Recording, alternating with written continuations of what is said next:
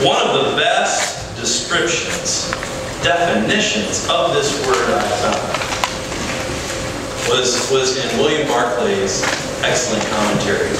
And so I'm going to read a section from his commentary about the word blessed.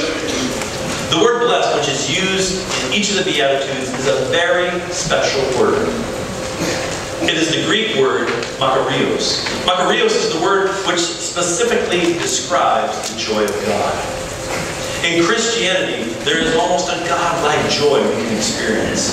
The meaning of makarios can be best seen in its particular usage in this way. The Greeks always called Cyprus he Makaria, which means the happy island.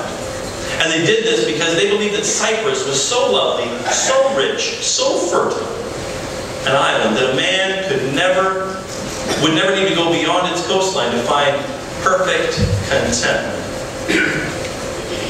It had such a climate, such flowers, such fruit, such trees, such minerals, such natural resources. It contained within itself all the material for perfect joy.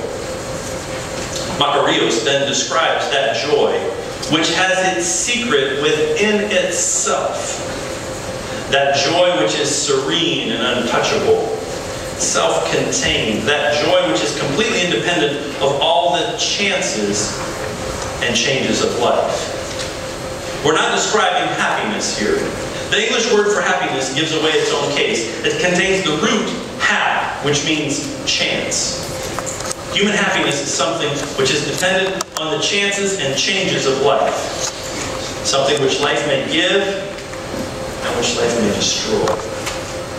The Christian blessedness is completely untouchable and unassailable. No one, said Jesus in John 16:22, no one can take your joy from you. The Beatitudes speak of that joy, which seeks us through our pain. That joy which sorrow and loss and pain and grief are powerless to touch. That joy which shines through tears and which nothing in life or in death can take away. I need to ask you this morning, how blessed do you feel? Can you imagine the makarios, the uncrushable joy Jesus offered his disciples so long ago? Can you imagine that he still offers that same joy for us today? Can I share an honest moment? Okay. Until about a month or two ago, I would go through the Beatitudes as I read through the Bible or Sermon on the Mount. And honestly, folks, it seemed like a bunch of poetic gobbledygook to me. It didn't speak to me.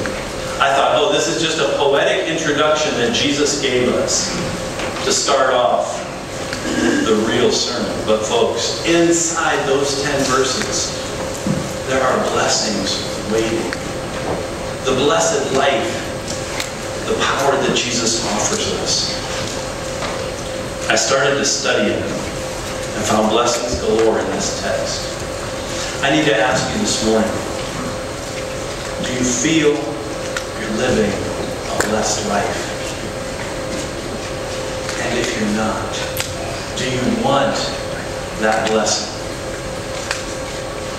If you do, I would ask you to simply pray with me now. Oh God, you know those who are sitting here, whose battery is dead. Those who are sitting here, who maybe don't even have the battery, that don't even know you. But Lord, I pray now that as we enter this series on the Beatitudes, you will help us to hook up to them, that your Spirit would flow through us, that we may be a light to the world. And Lord, that you would help us to follow you into this blessed life. We ask ask all this in Jesus' name. And all God's people say, Amen. As the praise team comes up, let's take 2.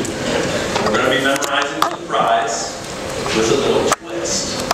In that, if you have always wanted to memorize the prize, and by the way, it would be memorizing the Beatitudes, chapter 5, verses 3 through 12. If I counted them correctly, there are 10 verses.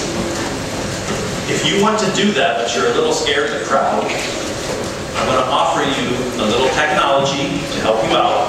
I will videotape you. Not videotape.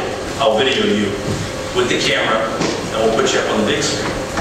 You can sit back and relax and watch yourself. But we will be memorizing for the prize. We'll start next week, and I will pull out any names in advance and let you know if you want to be videoed or you want to do it live. But that will start next week. Let's sing another song together.